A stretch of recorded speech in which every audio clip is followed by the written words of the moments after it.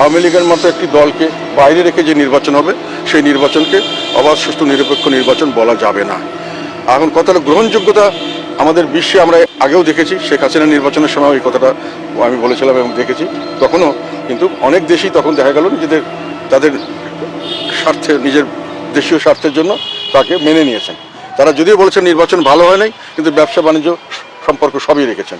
সেই জন্যই এখন যারা নির্বাচনে জয়ী হওয়ার জন্য বেশি উদ্গ্রীব, তারা মনে করছেন যে নির্বাচন ভালো না হলেও আমরা হয়তো বিদেশিরা আমাদেরকে সমর্থন দিয়ে আমাদেরকে চালিয়ে নিতে পারে, এটা তাদের ধারণা বা তাদের আশা।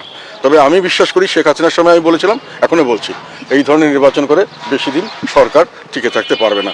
শেখ হাসিনার সময় তবুও কিছুটা হলেও অনেক জিনিসের অনেক ধরনের সুযোগ ছিল, তার সুবিধা ছিল, সারা বিশ্বে বিভিন্নভাবে তার একটা ভালো একটা অবস্থান তৈরি করেছিলেন উনি নিজের স্বার্থে দেশে।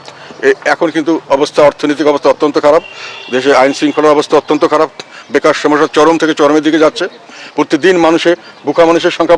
এই পরিস্থিতিতে অশান্ত অবস্থায় যদি কোনো রকম বিক্ষোভের ডাক দেয় কোনো দল, বড় ধরনের কোনো দল, এটা কিন্তু যে কোনো সময় আবার একটা সেটাকে আবার একটা আন্দোলন আসতে পারে।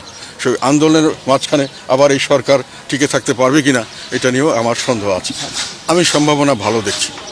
আমি যেখানেই যাচ্ছি, যেভাবেই যাচ্ছি, মানুষে আমাকে স্বতঃস্ফূর্ত সমর্থন দিচ্ছে, আগের চেয়ে সমর্থন ভালো পাচ্ছে। আমরা আগেও এই আসনে যতবারই নির্বাচন করেছি, আমাদের সঙ্গে ঠিকমতো কেউ প্রতিযোগিতায় আসতে পারেনি। তো এবারও আমি আশা করছি যে এর চেয়েও ভালো করতে পারি, যেহেতু এবার আমাদের রাজনীতিটা ঠিক স্থানীয় পর্যায়ে আমাদের আত্মীয় স্বজনের জন্য আমাকে ভোট দেবে সেটা নয়, বন্ধুবান্ধব হিসাবে এখানে একটা রাজনীতি আমরা দিয়েছি যেটা স্বচ্ছ। এবং এই মুহূর্তে এই রাজনীতিটা জনগণের, বিশেষ করে সিংহভাগ জনগণ যারা নির্যাতিত, নিপীড়িত, দুঃশাসনের আছে, বিভিন্নভাবে জর্জরিত, যারা ন্যায় বিচার পাচ্ছে না, সেই সমস্ত মানুষের কাছে আমাদের রাজনীতিটা পছন্দ হচ্ছে। কাজে আমি মনে করি অন্যবারের তুলনায় আরও বেশি সমর্থন আমরা লাভ করব। এই নির্বাচন খারাপ নির্বাচন হচ্ছে, এই নির্বাচন খারাপ হবে কোনো সন্দেহ নেই। বড় একটি দল বাদ হয়েছে, এটাই তো বড় কথা। তারপরে আমাদের উপরে সমান লেভেল প্লেইং ফিল্ড হচ্ছে না, এটা বড় কথা।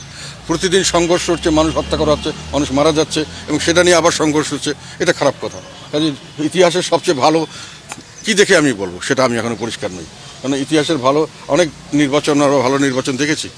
1991 সালের নির্বাচন মোটামুটি ভালো হয়েছে, 1996 সালের নির্বাচন ভালো হয়েছে, আবার 15 ফেব্রুয়ারি একটা হয়েছিল, সেটা আবার হয়নি। আবার 1996 সালের জুলাই মাস একটা হয়েছে, সেটা ভালো হয়েছে।